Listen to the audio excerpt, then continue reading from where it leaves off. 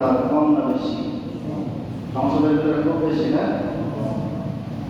আল্লাহ তাআলা আমাদেরকে সমস্ত জায়গায় আল্লাহ তাআলার প্রশংসা এবং গুণ আদায় করার মতো তৌফিক আমাদেরকে ইনায়াত করুন। সকলে বলেন আমিন।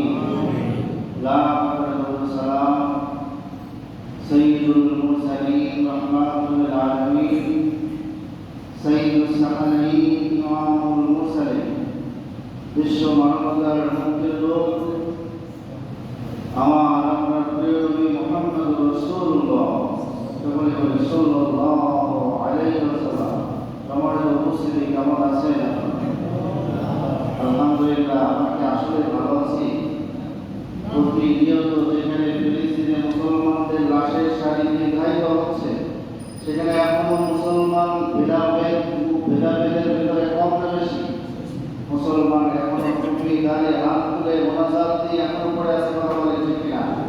আজকে মুসলমান যদি একতাবদ্ধ হতো, তাহলে তুমি ইসরায়েল নামক রাষ্ট্র, আমেরিকার মতো রাষ্ট্রপতি মুসলমানদের উপর এইভাবে ট্যাঙ্কের গুলি আর মিসাইল ছুড়তে কখনোই ক্ষমতা হতো না, কথা বলে ঠিক কিনা? আজকে আমাদের অবস্থা দেখলে মনে হয় যে আমরা মুসলমান, আমরা অন্য ধর্মের লোক, এটা বোঝা যায় না, ঠিক কিনা? আমার তো মাঝে মাঝে মনে হয় যে বিশ্বনবী মুহাম্মদ রাসূলুল্লাহ সাল্লাল্লাহু আলাইহি ওয়াসাল্লাম দ্বীনের প্রথম দাওয়াত পেয়েছিলেন।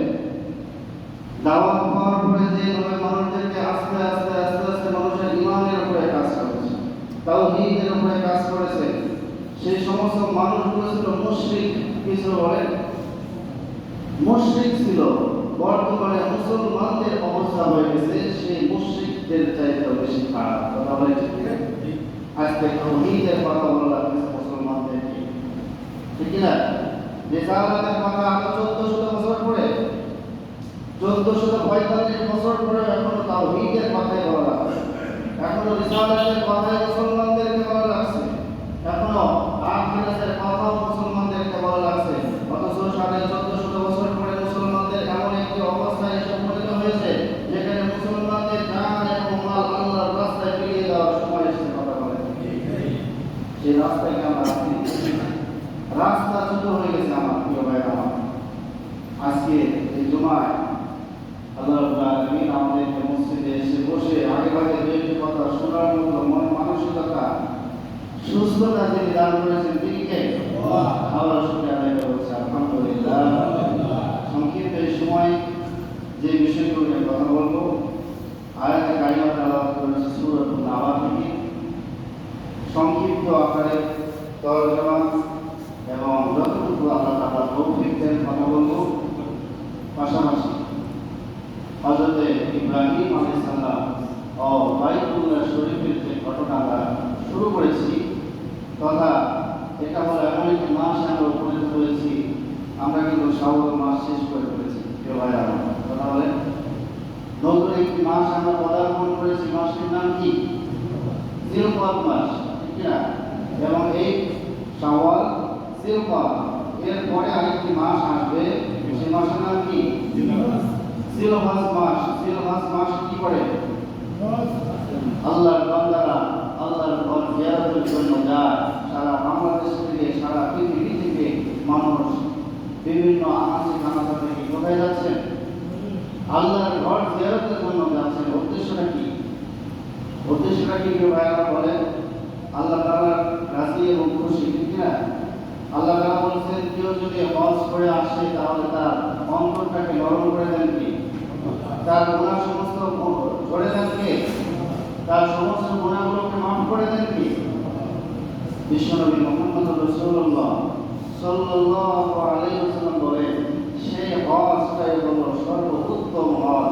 আমার প্রিয় ভাইরা মনে রাখবেন, নবীজি বলেন সেই হজটাই হলো সর্বোত্তম হজ, যে হজের মধ্যে আল্লাহর তাওহীদ, তাকবীর, তালকিন যেটা আছে, তাশরিক বেশি পরিমাণে পাঠ করা হয়, এবং যে হজের ভিতরে রক্ত বেশি পরিমাণে প্রবাহিত করা হয়। সুবহানাল্লাহ, আল্লাহু আকবার। যেখানে খাওয়া ঘরে যাওয়ার পরে আল্লাহর বান্দারা কি করে? তাকবীর পড়ে কি পড়ে না? লাব্বাইক আল্লাহুম্মা লাব্বাইক, লাব্বাইক লা শারীকা লাক লাব্বাইক, ইন্নাল হামদা ওয়ান নি'মাতা لك والملك لا شريك لك لبيك আসলে না সুবহানাল্লাহ বলে লাব্বাইক আমি হাজির হয়ে গেছি কোথায় হাজির হয়ে গেছি এমন একটি জায়গায় হাজির হয়ে গেছি যে জায়গাটা ছিল পৃথিবীতে সর্বপ্রথম আল্লাহ তাআলাকে সিজদা করার জায়গা করা হয়েছে কিনা আল্লাহ রাব্বুল আলামিন কোরআনে ইন্না আউয়ালা বাইতিন উযিআ লিন-নাসি আল্লাযী বিবাক্কাতা মুবারাকান ওয়া হুদাল লিল-আলামিন